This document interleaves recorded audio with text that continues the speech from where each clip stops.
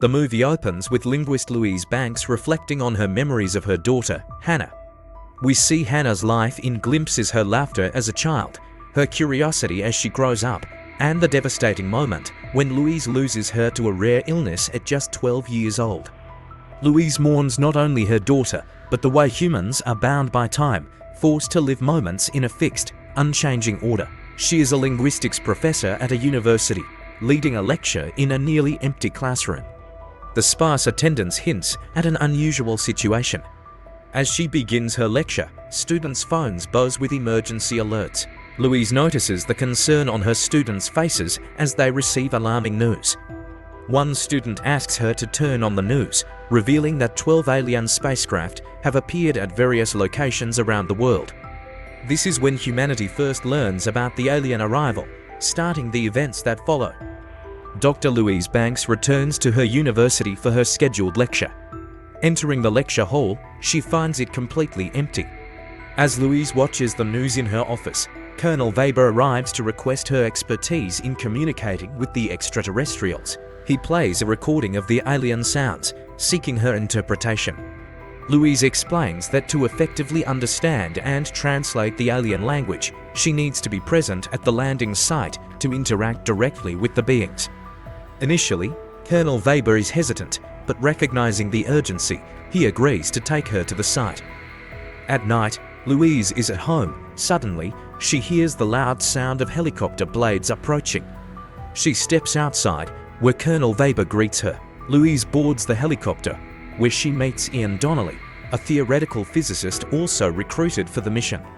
During the flight, Ian introduces himself and explains his role in understanding the aliens' technology and science. As the helicopter flies over the Montana landscape, Louise catches her first glimpse of the alien spacecraft, a massive, oval-shaped structure hovering silently above the ground. The helicopter lands at the military base set up near the spacecraft. Louise is escorted through a series of security checks and introduced to the team overseeing the operation. Colonel Weber explains the mission's primary objective: to establish communication with the aliens and determine why they have come to Earth. After the briefing, Louise and Ian are suited up in protective gear and taken to the spacecraft. They board a crane that lifts them to the opening at the bottom of the ship. The entry is an ominous, dark tunnel. As they step inside, gravity shifts, allowing them to walk normally on what seems like a vertical wall. They stood across a giant bright window. Suddenly, two enormous, seven-limbed beings appear on the other side. The aliens emit deep, resonant sounds that echo throughout the chamber. Everyone listens intently, but the meaning is unclear. During their next session, Louise uses a whiteboard to initiate communication. She writes the word human on board and points to herself, saying the word aloud. The aliens responds by releasing an inky substance from their limbs, forming circular symbols. Back at the base, Louise and Ian analyze the recordings of the heptapod symbols. Louise explains that each symbol seems to convey an entire idea or concept rather than just individual words.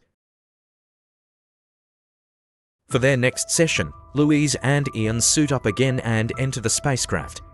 Louise removes her protective suit, wanting to build trust with the heptapods. She slowly raises her hand and places it on the glass-like surface between her and the heptapods. In response, one of the heptapods extends its limb and mimics her gesture. Inspired by Louise's actions, Ian also removes his suit. He steps forward and introduces himself, saying his name aloud. In response, the heptapods release their inky substance, forming circular symbols. Louise and Ian realize that the heptapods might be introducing themselves too. As Louise and Ian collect more alien symbols, they build a database to study them. Each symbol represents a full idea, not just a single word. In the next session, the heptapods once again create a large, complex symbol. Louise studies it carefully. Part of the symbol appears to mean, "off a weapon." China interprets this as "use weapon," prompting them to break off communications, and other nations follow. Rogue soldiers secretly plant a bomb inside the Montana spacecraft. Louise and Ian, unaware of the danger, go in for their next session. The heptapods show them a much more detailed and complex symbol. Just before the bomb explodes, one of the aliens pushes Louise and Ian out of the chamber, saving their lives.